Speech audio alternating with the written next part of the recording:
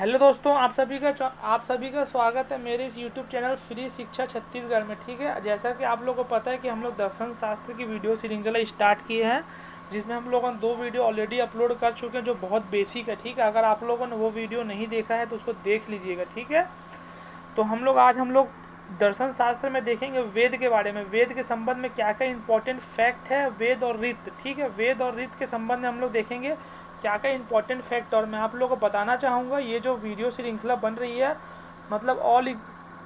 मतलब किसी भी एग्ज़ाम में काम आएगी, मतलब ऑल एग्ज़ाम। ठीक है, ऑल एग्ज़ाम में ये वीडियो श्रृंखला काम में आएगी। ठीक है, ऐसा नहीं कि हम लोग कोई और एग्ज़ाम देंगे तो उसमें नहीं पढ़ेंगे, सब एग्ज़ाम में काम आएगा। ठीक है, तो आज हम लोग देखते हैं कि और मैं आप लोगों को बता दूं, ये जो वीडियो श्रृंखला बनेगी, मैं इसमें आपको पूरे मतलब इतिहास के जो कंटेंट है उसको भी प्रोवाइड करूँगा। ठीक है, जो हिस्ट्री के जो कंटेंट है उसको भी प्रोवाइड करूँगा। इस वजह से ये वीडियो श्रृंखला थोड़ी सी लंबी जाएगी, 4 से 5 पार्ट में इसको मैं तोड़ तोड़ के बनाऊँगा। ठीक है, और जो आज का जो वीडियो है वो सिर्फ फिलोसफी के संदर्भ में। ठीक है, फिलोसफी और जो अदर जो हाई लेवल के जो एग्ज़ाम होते हैं उसमें जो क्वेश्चन आते हैं दर्शन शास्त्र से, मैं आज उसको एक्सप्लेन करूँगा। फिर जो नेक्स्ट वीडियो आएगा मैं उसमें आप लोगों को जो हर एग्ज़ाम में जो ऋग्वेद, यजुर्वेद, सामवेद, अर्थवेद से जो क्वेश्चन बनते हैं मैं उसके कंटेंट दूंगा। ठीक है, तो आज हम लोग देखते हैं कि वेद के संदर्भ हमको क्या क्या जानकारी मिलती है। सबसे पहले आप लोग को बता दो, जो वेद है वो किससे बना हुआ। जो वेद है वो विद धातु से बना हुआ है। ठीक है, जो वेद है वो किससे बना हुआ, तो जो वेद है वो विद धातु से बना हुआ है, जिसका अर्थ क्या होता है, ज्ञान।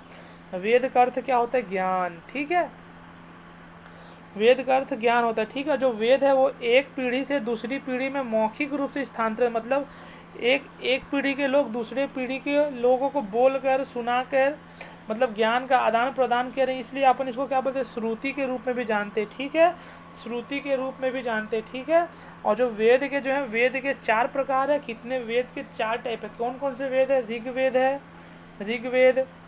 यजुर्वेद, यजुर्वेद, सामवेद, अर्थवेद। और इस वेद के अंदर में क्या क्या मतलब विषय वस्तु है। ठीक है, तो इस वेद के संबंध में जो ऋग्वेद की जो विषय वस्तु और जो इसका संबंध है वो कितने मंत्रों से, मतलब ऋग्वेद में मंत्रों के बारे में बताया गया, यजुर्वेद में यज्ञ और हवन के बारे में बताया गया, सामवेद में संगीत के बारे में बताया गया, तथा अर्थवेद में जादू और टोना, भूत प्रेत के बारे में इसका वर्णन किया गया। ठीक है, यदि क्वेश्चन में आए सबसे नवीन वेद कौन सा है तो अर्थवेद है। ठीक है, यदि क्वेश्चन में आए सबसे पुराना वेद कौन सा है तो ऋग्वेद में है। ठीक है, एक बार और सुन लीजिए, सबसे नया वेद कौन सा है तो अर्थवेद है, सबसे पुराना वेद कौन सा है तो ऋग्वेद है। ठीक है, और हजारों बार ये क्वेश्चन आ चुका है कि वेद त्री में कौन कौन से वेद आते हैं, तो वेद त्री में ऋग्वेद, यजुर्वेद और सामवेद आते हैं। ठीक है, और ये भी क्वेश्चन आ जाता है कि वेद त्री में कौन सा वेद नहीं लिया जाता, तो वेद त्री में अर्थवेद को नहीं लिया जाता है। इस चीज़ का विशेष ध्यान रखिएगा। ठीक है,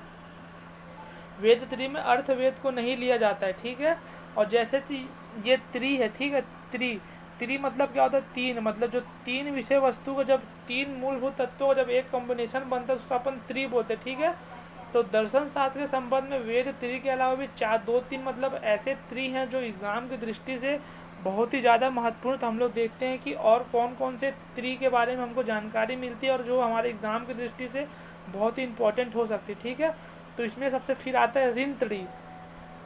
पहले हम लोगों ने क्या पढ़ा, वेद त्रयी पढ़ा, अब हम लोग क्या पढ़ेंगे, ऋण त्रयी। ऋण त्रयी में कौन, मतलब ऋण त्रयी मतलब एक प्रकार से कर्ज है। तो कौन कौन से कर्ज है, पितृ ऋण। ठीक है, पितृ ऋण, देव ऋण, ऋषि ऋण।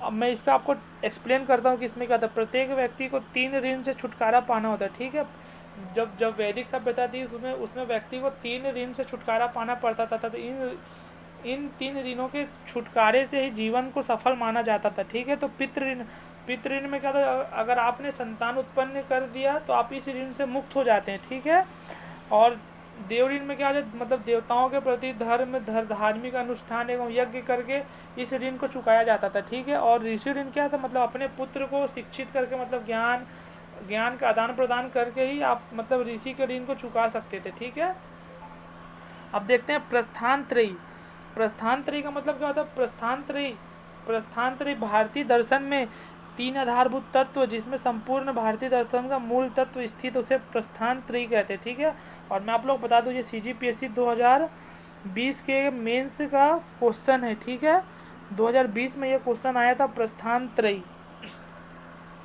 प्रस्थान त्रय के बारे में बताइए, ठीक है। तो प्रस्थान त्रय क्या होता है? भारतीय दर्शन में 3 आधारभूत तत्व जिसमें संपूर्ण भारतीय दर्शन का मूल तत्व स्थित, उसमें प्रस्थान त्रय कहते हैं, ठीक है। इसमें उपनिषद, पहला कौन सा है? उपनिषद, पहला उपनिषद, दूसरा गीता, तीसरा ब्रह्म सूत्र। चाहे कोई सा भी एग्जाम पूछ लो, आपको पूछेगा प्रस्थान त्रय कौन से, प्रस्थान त्रय में किन तत्वों का वर्णन मिलता है? तो प्रस्थान त्रय में पहला उपनिषद का वर्णन है, गीता का है, उपनिषद, गीता तथा ब्रह्म सूत्र का वर्णन मिलता है, ठीक है। प्रस्थान त्रय में हर एग्जाम में पूछा गया है ये क्वेश्चन, ठीक है। प्रस्थान त्रय, वेद त्रय, ऋण त्रय, गुण त्रय, ये सब क्वेश्चन हमेशा बनते ही हैं, ठीक है। आप लोग को ऑब्जेक्टिव पूछेगा प्रस्थान त्रय में कौन से आधारभूत तत्व, तो आप लोग को बताना प्रस्थान त्रय में उपनिषद आते हैं, गीता आते हैं तथा ब्रह्म सूत्र आते हैं, ठीक है। इसके बाद क्या आता है? गुण त्रय। गुण त्रय मतलब श्री कृष्ण के अनुसार, जो श्री कृष्ण है, श्री कृष्ण के अनुसार संसार प्राणियों के विषय प्राणियों के जो श्री कृष्ण जो बोलते हैं कि संसार जो प्राणियों के अनुसार प्राणियों को त्रिगुण के आधार पर मतलब इनकी उत्पत्ति हुई है, ठीक है। श्री कृष्ण के अनुसार संसार तथा प्राणियों की उत्पत्ति 3 गुण के आधार पर। पहला क्या था? सत्गुण, रजगुण, तम गुण, ठीक है। कौन कौन से गुण है? सत्य, रज, तम, सत्य, रज, तम, इस प्रकार से याद रखेंगे, सत्य, रज, तम गुण, ठीक है। सत्य गुण, रज गुण और तम गुण। अब हम लोग देखते हैं कि इसका मतलब क्या होता है, ठीक है। और हम लोग देखेंगे सत्य गुण, मनुष्य मतलब जो मनुष्य है ना, मनुष्य क्या करता था, मतलब बिना किसी निस्वार्थ भावना के वो समाज की सेवा करता था, तो उसको क्या बोलते थे? सत्व गुण बोलते थे। रजगुण मतलब क्या होता है? मतलब जो मनुष्य था वो स्वयं के लाभ के बारे में सोचता था, ठीक है। जो मनुष्य है वो स्वयं के बारे में, लाभ के बारे में सोचता, तो इसको अपन क्या बोलते थे? रजतुम बोलते थे। तम गुण मतलब क्या है? जो मनुष्य था वो दूसरों को हानि पहुंचाकर स्वयं के लाभ के बारे में सोचता था, ठीक है। इस प्रकार के गुण त्रय भी होता है। तो गुण त्रय में कौन से हैं? सत्य गुण, रजगुण और तम गुण। फिर इसके बाद त्रिवर्ग, ठीक है। त्रिवर्ग में क्या क्या आते हैं? धर्म, अर्थ और काम, ठीक है। त्रिवर्ग डायरेक्टली क्वेश्चन एग्जाम में पूछा जाएगा, ठीक है। डायरेक्टली एग्जाम में पूछा जाएगा त्रिवर्ग में कौन कौन से मतलब वर्ग हैं। तो अपने को कौन कौन से वर्ग मिलते हैं? धर्म, अर्थ और काम। धर्म, अर्थ और काम। ये मैं एक बार आप लोग और रिवाइज करता हूँ, जैसे क्वेश्चन में डायरेक्टली पूछेगा वेद त्रय में कौन कौन से हैं, तो वेद त्रय में ऋग्वेद, यजुर्वेद, सामवेद है। और ऋण त्रय में कौन कौन से ऋण आते हैं? पितृ ऋण, देव ऋण और ऋषि ऋण आते हैं, ठीक है। और प्रस्थान त्रय में कौन कौन से मतलब 3 तत्व हैं? तो उपनिषद है, गीता है और ब्रह्म सूत्र है, ठीक है। और गुण त्रय में कौन कौन से? सत्य, रज और तम गुण है, ठीक है। सत्य, रज और तम गुण है, ठीक है। और त्रिवर्ग में कौन कौन से वर्ग आते हैं? धर्म, अर्थ और काम, ठीक है। और मैं आप लोगों को बता दूं, ये जो है अभी मोस्ट इम्पॉर्टेंट है, जो है अभी मोस्ट इम्पॉर्टेंट है। तो वेद को क्या बोलते हैं? वेद को अपौरुषेय ही बोलते हैं। अपौरुषेय ही होता है, क्यों? क्योंकि नित्य और शाश्वत है। अब ये नित्य और शाश्वत का मतलब क्या होता है? ये अपनी उत्पत्ति स्वयं, ये अपनी उत्पत्ति का स्वयं कारक है। अब जैसे कि मैं आप लोगों को एक्सप्लेन करता हूँ, पुरुष में कौन?